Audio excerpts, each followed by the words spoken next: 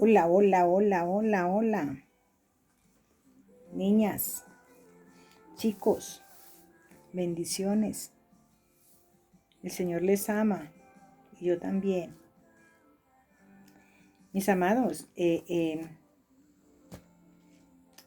¿cómo empezamos? ¿Cómo empezamos porque no quiero molestar con esta palabra a nadie, que no se sientan mal por mi culpa, pero la palabra está aquí en las escrituras. Lo que pasa es que nosotros tenemos unas muy buenas y bonitas costumbres para deshacernos de nuestras cosas y culpar a los demás. Y fíjese usted que es tremendo porque el Señor nos habla de pruebas, ¿verdad? Él nos habla cuando estamos pasando por pruebas, cuando estamos pasando por dificultades, por muchas cositas. Y fíjense, mis amados, que es tremendo porque yo no sé si yo les había dicho hace tiempitos de un hombre que me decía que los pecados ocultos no tenían nada que ver con, que eso los perdona el Señor. También yo le decía a una chica que nosotros somos los que tenemos que tener nuestra mente renovada. Somos nosotros. Nosotros no podemos ir queriendo ser santos por medio de otra persona. Nosotros tenemos que buscar es ser santos, como dice la palabra, por medio de nuestro Señor Jesucristo. ¿Qué es ser santo? Cuando hablamos de santidad, nos damos cuenta, bueno, y entonces ¿quién es santo? Porque todos somos pecadores, ¿verdad? Pero nosotros como humanos siempre nos gusta llevar las cosas a los extremos. Somos tremendos porque somos bien exagerados. Nosotros somos, pero bien, no mucho, mucho diría yo. Fíjense que cuando yo tenía ese supermercado, entonces muchas veces yo me tenía que ir al banco y cerraba unas 2 horas por la mañana. Y entonces ya después la gente decía, no, es que vine tal día y como esto nunca lo abren.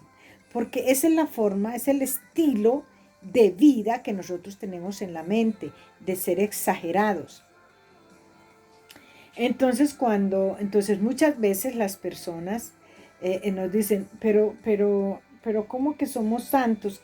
Y entonces la gente confunde qué es la santidad del cristiano con la santidad que el Señor dice en su palabra, que sin santidad nadie verá al Señor, ¿verdad?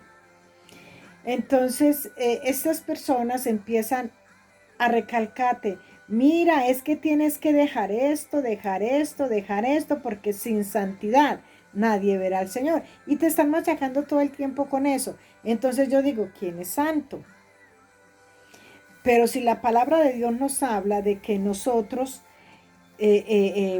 seamos santos en el Señor, no quiere decir que es que tú estás ahí metido en esa bolita de cristal. Estás metido en esa bolita de cristal y entonces ahí no va a llegar la maldad, ahí no va a llegar el pecado, ahí no vas a escuchar, ahí no vas a ver, ahí mejor dicho, estás separado. Y fíjense que, ¿por qué lo digo? Porque las dos palabras de sin santidad no verá al Señor y el Señor nos pide que seamos santos, es porque lo único que quiere es que nosotros obedezcamos a la palabra. Como humanos sabemos que somos pecadores. Como cristianos o creyentes o evangélicos, como usted lo quiera llamar, seguidor de Jesucristo, lo que usted quiera, nosotros tratamos, la misma palabra en Deuteronomio 28 nos dice que si nosotros tratamos de andar en la obediencia, Él sabe que nunca vamos a hacer la obediencia completa. Pero mire lo que pasa con esto. Cuando usted y yo estamos siendo procesados por algo, entonces empezamos, dice Santiago, que nosotros debiéramos de gozarnos en esa prueba. ¿Cuál es la prueba? Voy a poner un poquito para sacar la diferencia de una cosa de la otra. Por ejemplo, mis amados, a veces la persona es tomémoslo así, en la, en, en la iglesia del Señor, eh, eh, la necesidad más grande que pasamos nosotros es el área financiera, ¿verdad? La mayoría siempre se está pasando es en la área financiera. Y es tremendo, fíjese, porque me doy yo cuenta, porque yo a veces pongo un mensajito de que viene una bendición en mi muro de Facebook y eso recibe muchos amenes y yo lo creo y todo, ¿verdad? Pero porque viene una bendición. El Señor va a llegar a tu casa con una tremenda bendición. Entonces, claro, las personas piensan que esa bendición es puro dinero. Y entonces cuando pasa el día o el mes o el año y no vieron esa bendición, empiezan a no creer en la palabra. Y yo creo que el Señor, yo siempre le he pensado que el Señor, más que dinero, Él nos habla de muchas cosas, más que todo al espíritu. Él siempre ha querido que nosotros financieramente estemos bien, que económicamente estemos bien. Pero fíjese que la palabra de Dios nos habla de que Él no tienta a nadie. Y muchos decimos, no, es que está pasando esa prueba, la está pasando porque el Señor se la puso. Fíjese que las tentaciones no vienen de parte del Señor, porque el Señor no es de tentaciones malas. Dice aquí en Santiago 12, dice, bienaventurado el varón que soporta la tentación, porque cuando haya resistido la prueba recibirá la corona de vida que Dios, que Dios ha probado a los que le aman. Entonces dice, cuando alguno es tentado, no diga que es tentado de parte de Dios, porque Dios no puede ser tentado por el mal, ni él tienta a nadie. Entonces, démonos cuenta la diferencia que hay. Fíjese que a veces ahí es donde entra a relucir la mente del hombre. Muchos cristianos han caído en adulterio. Pongámosle a ese que el que más, la persona que más es tentada es en el adulterio, como también es procesada en las finanzas. Esas dos van muy juntitas. Entonces, ¿qué pasa? Esta persona, este creyente, sea pastor, evangelista, lo que sea, cayó en adulterio. Entonces, el evangélico, el religioso dice, no, fue probado por Dios. No, démonos cuenta que aquí Él no pone esas pruebas. Esas tentaciones no las pone el Señor. Eso está en nuestra mente no renovada, en esa mente pecaminosa del hombre. Por eso es que en muchas congregaciones la mujer tiene que ir cubierta desde los pies hasta la cabeza, porque para que el hombre, aquel hombre que está enseñando la palabra, o aquel evangelista, o aquel creyente que apenas está empezando, no se vaya a corromper su mente. Porque si la ve con ese vestido corto, si la ve con ese escote, entonces su mente se va a pervertir. No, su mente ya estaba pervertida. Porque fíjese que aquí dice la palabra. Dice, sino que cada uno es tentado cuando de su propia concupiscencia es traído a su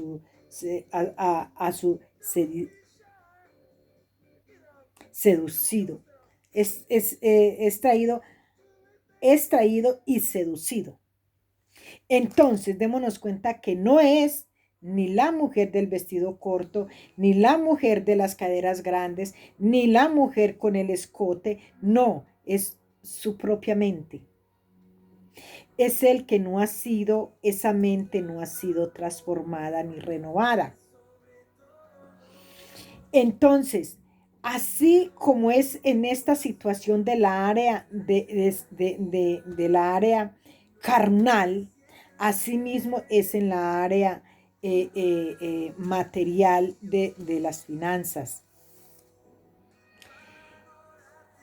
El Señor a nosotros nos da un empleo, mis amados, yo les voy a decir esto, a nosotros nos da un empleo donde tú te ganas, vamos a hablar de 1.000.000, de 1.000 euros, de 1.000.000 de pesos, que ahorita pues se gana un poquito más que eso, pero pongámoslo así. Pero es tu desorden de vida y mi desorden de vida la que nos lleva a meternos en esos rollos de deudas. ¿Por qué? Porque nosotros pensamos, bueno, vamos a hacer un crédito o vamos a prestar tanto, yo lo viví, vamos a prestar tanto y dentro de tantos días lo pagamos. Y es verdad y se puede hacer eso, pero usted cuando prestó esos 200, esos 300, usted ya se le sumó a ese 1.000.000 o a esos 1.000, esos 400 o esos 200 que prestó. Entonces usted se está yendo a un tope más de lo que usted se gana. Entonces, ¿qué pasa? Cuando ya nos vemos tan hundidos, empezamos a clamar al Señor y empezamos a pensar que fue que Él nos abrió esas puertas, que nosotros pensamos que eso era bendición y que Él nos abrió esas puertas. No, es nuestra mentalidad, mis amados. Es la mentalidad de nosotros. Fíjense en ustedes que si yo no alcanzo a vivir con 1.000.000 de pesos, por decir algo, con 1.000 euros, y no soy capaz de defenderme en el mes con esto, y me toca prestar, ¿cómo voy a quedar yo al mes siguiente que voy a pagar lo que presté? Entonces ahí es donde empezamos a tapar un hueco y destapamos otro y volvemos, y en esa nos la pasamos en un círculo vicioso hasta que llegamos y esas deudas nos subieron al cuello. Entonces, entramos nosotros a culpar al Señor. Y ahí nos postramos a los pies del Maestro y empezamos a clamarle, a pedirle, Señor, si me ayudaras, Señor, si tuvieras misericordia, Señor, si dignaras tu mirada, Señor, si extendieras tu mano. O sea, empezamos nosotros a atropellar al Maestro con cosas que fueron resueltas por nuestros propios, por nuestras propias, por nuestra propia mentalidad, por nuestro propio beneficio. No tuvimos en cuenta al Maestro en ese momento. Disculpen que es que se me va a descargar el ordenador. Entonces, ¿qué pasa, mis amados? Cuando la situación se pone así de este tamaño, vamos a los pies del Maestro y empezamos a pedir. Y luego de que pedimos, empezamos a reclamar. Y ahí es donde pasamos nosotros a ser unos hijos abusivos y a culpar al Maestro de nuestra situación. Cuando fue que fuimos nosotros los únicos responsables de todo esto. La mayoría de las personas llegamos a los pies del Maestro por circunstancias muy desagradables. Y cuando el Señor, en su infinita misericordia, logró limpiar y quitar todo aquello que traíamos, toda aquella carroña, toda aquella podrición que traíamos de allá del lugar de donde nos sacó, entonces venimos nosotros y nos volvemos abusivos y empezamos a creer que Él ya nos lo tiene que arreglar todo. Y no, mi reina, Él nos da estrategias para salir de la situación en que estamos. Milagrosamente, el Señor, por pura misericordia, nos hace milagros. Por pura misericordia, porque los hace. Pero eso eso no nos enseña a nosotros que Él tiene la obligación de sacarnos del hoyo en que nosotros nos metimos con esas deudas y del hoyo en que se metió este cristiano en adulterio, en fornicación y echarle la culpa a la mujer que se llevó el vestido corto o echarle la culpa al Señor porque nos abrió esas puertas para conseguir ese dinero. Entonces, estas tentaciones no las pone Él. Estas tentaciones vienen de parte. Y fíjense que somos abusivos. Porque si entonces, si Dios no tiene la culpa, tiene la culpa el diablo. Eso es lo que decimos, ¿verdad? Pero tenemos que buscar un culpable. Pero ¿saben por qué? Porque eso es desde la caída de nuestros primeros padres. Ellos no se hicieron responsables de su desobediencia. Ninguno de los dos se hizo responsable. Entonces, ¿qué pasa? Desde ahí venimos nosotros buscando un culpable. Fíjense que cuando yo siempre les digo esto, cuando el Señor fue a decirle a Adán, ¿dónde estás? Él no le estaba preguntando precisamente porque no supiera dónde estaba. Él quería saber qué fue lo que pasó, qué fue lo que sucedió, si yo ya se los había dicho, en qué momento desobedecieron. Hay una palabra donde a mí me llega mucho, muy dura, yo creo que es en Jueces que dice, me parece que es en Jueces que dice el Señor, ¿qué les he hecho yo? ¿Qué mal les he hecho para que se porten de esta manera conmigo? Alguna vez yo lo mandé en un estudio en la mañana. Entonces démonos cuenta, mis amaditos, que no es ni que esto es culpa del acusador, ni es culpa del Señor. Esto es nuestra mente que no cambia. Entonces, cuando él le dice esto a Adán y a Eva, entonces Adán lo primero que le dice es que esa mujer, la que me diste. Y fíjese, porque no somos capaces de hacernos responsables de nosotros mismos. Cuando usted y yo nos seamos conscientes de que yo soy responsable de mis procederes y de todo lo que yo he venido haciendo, ese día el Señor va a hacer ese milagro en tu vida. Fíjate que cuando a mí me empezaron a perseguir los bancos y a los que yo les debía, y me mandaban notas y me mandaban malos tratos y yo me enojaba. Yo decía, pero esta gente es inconsciente. ¿De dónde voy yo a sacar? Si yo no tengo para comer, pensaba yo. Ahora para yo sacar lo que debo. Pero cuando yo medité en mi situación, en la situación que yo estaba viviendo, y dije, Señor, yo reconozco que aquí la única culpable soy yo. Yo no puedo echarle la culpa ni a los bancos, ni a mis creedores, sino que la única responsable soy yo. Fui la única culpable. Nadie me obligó. Yo lo fui y les pedí el favor y ellos de buena manera me lo hicieron. Yo fui la única responsable. Ese momento en que yo reconocí, que hasta el día de hoy reconozco que la única culpable de todos mis errores y de todo lo que me pasó fui yo, ahí fue donde el Señor empezó a tratar conmigo. Y ahí fue donde yo llamé a ese banco cuando empecé para pagar mis deudas y me dicen en uno de los bancos, su deuda está cancelada. Entonces, eso es lo que yo te quiero decir. Los errores, las fallas, todo aquello que nosotros cometemos y culpamos a los demás, estamos cerrando puertas para que el Señor nos bendiga.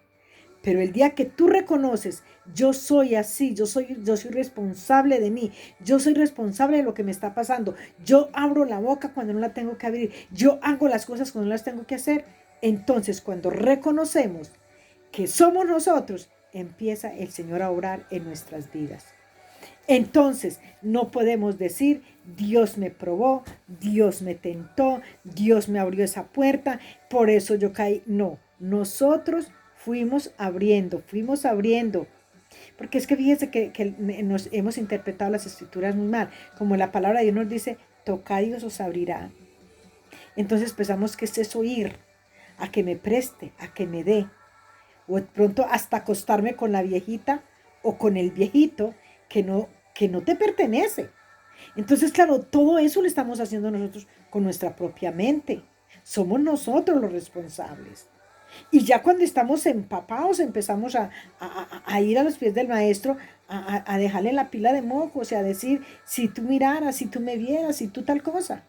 No, reconozcamos primero que somos nosotros, que es la mente de nosotros que no hemos dejado que el Señor termine el proceso en nuestras vidas. El día que reconozcamos que de los errores solo fui yo fui la causante, yo fui el culpable, me vuelvo atrás, medito bien lo que hice y reconozco mis errores, ahí mismo el Señor empieza a obrar con poder en tu vida y en mi vida. Así que ni Dios te tienta, ni el diablo te tienta. Eso solo es tu mente. En tu mente está eso que no has podido dejar. Que el Señor te bendiga. Te quiero mucho.